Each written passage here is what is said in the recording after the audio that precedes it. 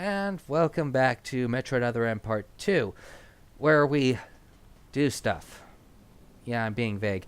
We're picking up collectibles. There's, for the most part, we're actually supposed to be going to, I think it was system management. But honestly, and we're supposed to be getting power-up line 2, if I recall correctly. For now, though, since the game has this little tendency to lock us out of certain areas, there's little to no point in worrying about that.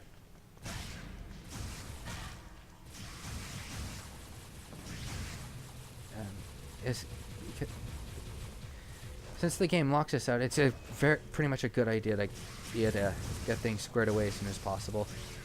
Actually, come to think of it, I should probably do that now.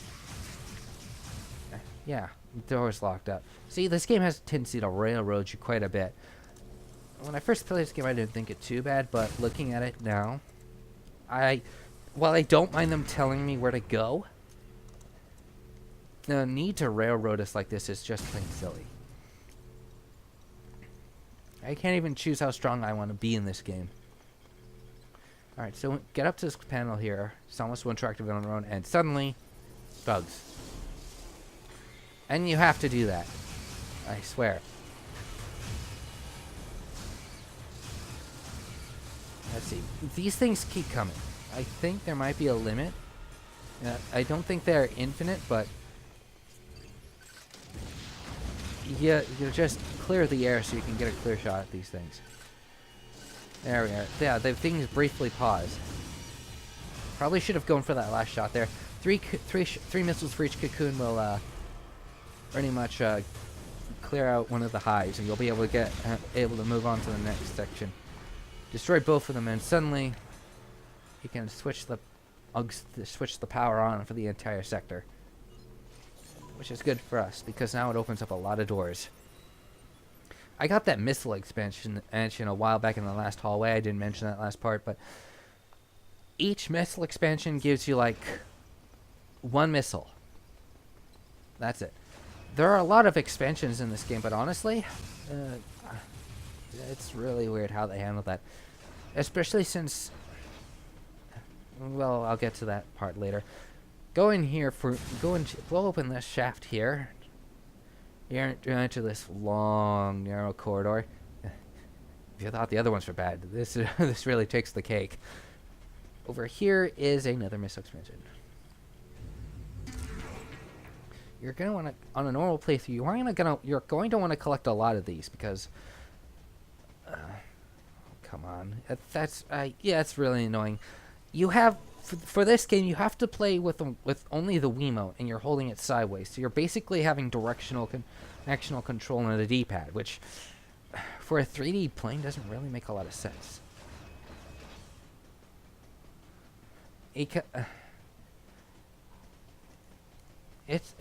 having 2D controls in a 3D plane, and that, logistically speaking, it's awkward. I mean, for the most part, it would be manageable, but it kind of screws you over on a number of aspects in this game.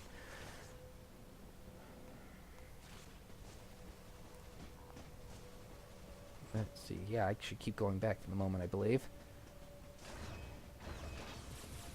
Hold on. Yeah, I'm not going back. And you had a brief glimpse of it right there where I had a really bitch of a time trying to get myself lined up with that panel.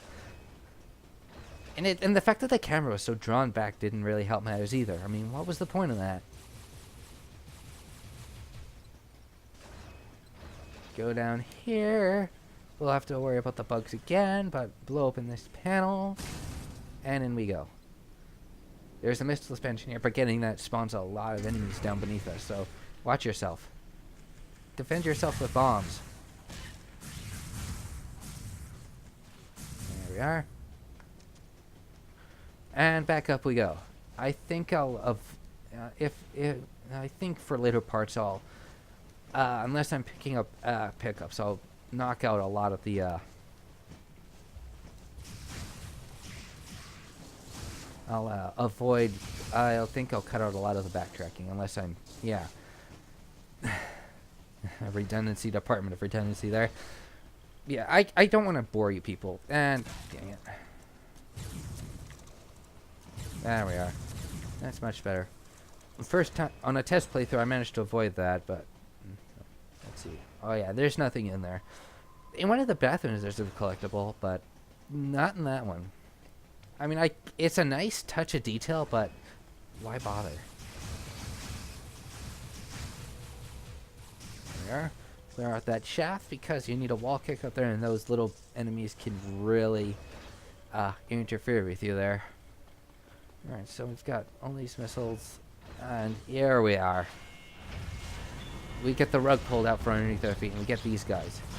The Overblast is probably one of the more interesting, probably the most unique and annoying moves in this game. Once you have a charge shot, you can jump on enemies and insta-kill them. It doesn't work for every enemy, but for enemies like these, it helps. Except the controls really screw you over. You're trying to move around, and a diagonal pad doesn't really help you with any of it. And the enemies are constantly moving, so you're at an odd angle for that. Open the hatch. Good luck trying to blow that open while the enemies are jumping at you, by the way. I'm going to use this pedal to extend the bridge again, and here's the thing.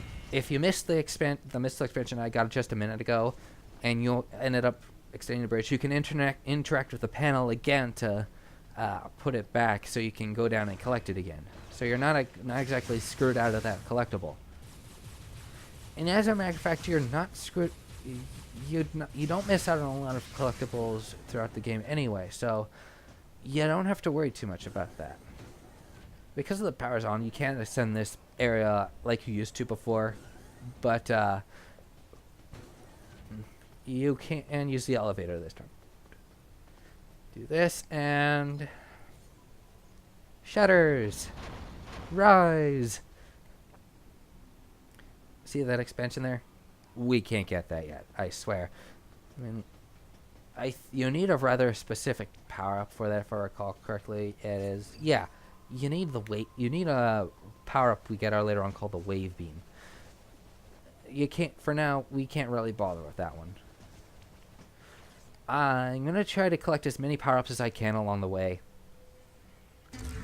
just to eliminate backtracking.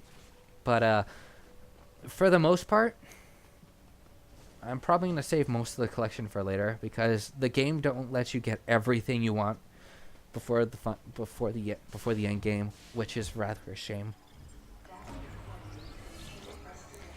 It's basically the game's way of saying you can't be as powerful as you want to be until you've reached a certain point. It's forced challenge.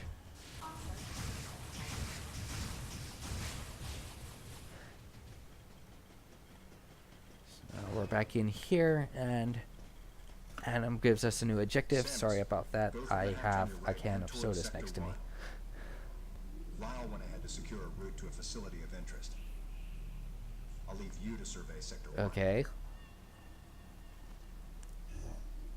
That was brief. Then again, it was a briefing. Anyway. Elevator. Don't worry about that door. We won't be getting into until the end game. Until way, way late. There are 2 vents in this corridor. One is empty. For the second one, however, you want to go up here. Aim up. Hive. Sorry. You should be able to lock onto it. Hold on. There we are. 3 missiles. If you go too far, enemies will dive bomb you. So you want to take care of that before you cross underneath it. Then you jump into the chute. You don't want to morph ball that thing because the game will not let you aim with dicks. There we are. 17 missiles so far. And you're going to want to remember this collectible because first time I played this game, I missed it. Another missile tank. First time I played this game, I did not know that thing was there. I missed it, and it became the very last collectible I picked up. Because of the way the game cuts you off.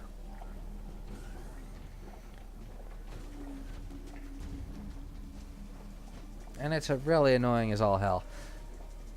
Alright, there's another collectible up here we can get. Let's descend here. I can't believe I have to do it like this. These things are puffers. One of the few enemies I actually know the names of. 3 shots will kill them. Otherwise a charge shot, or you can just simply track their attention and run by, because when you do that, they explode on their own. Case in point. Oh, come on, don't make me a liar. Odd. On a test playthrough, these things attacked me, but here they're rather docile. Doesn't really make a lot of... almost fell. Jump up here.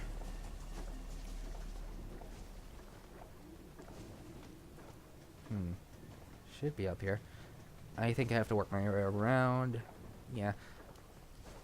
How odd is it that my test playthrough is actually smoother than the one I'm doing now? Anyway, up here. Oh, there we are. See, and we get an energy part. For whatever reason, the people who made this, Team Ninja who made the gameplay for this game, went the Legend of Zelda route and made sure that some of the collectibles some of the energy tanks had to be done in parts. Because that makes a lot of sense in a Metroid game. Why did we have to get energy parts? Why not make them make most of the energy parts full energy tanks and give the rest of us as missile expansions? With multiple missiles per expansion. Doesn't really make a lot of sense to me, honestly. Yeah, and here's me trying to get overblast and all of these things. It's really faster than trying to shoot them individually, I swear. There we are. And the door is open now. And here is our quote-unquote hub world. 3 sectors. We're going to be seeing plenty of each one, so hang on to your hats.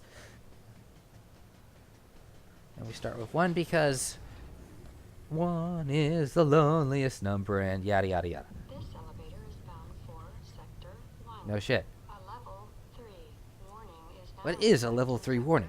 1. Please avoid traveling alone and remain armed. Stay alert to your surroundings Okay. at all times. So I guess that means it's really dangerous in there? What constitutes a level 3 warning, really? What's a level 2? Is that worse? Is that significantly less? The game never tells us. And here's our next navigation move. Since our last part ran rather long, I think I will cut things off here.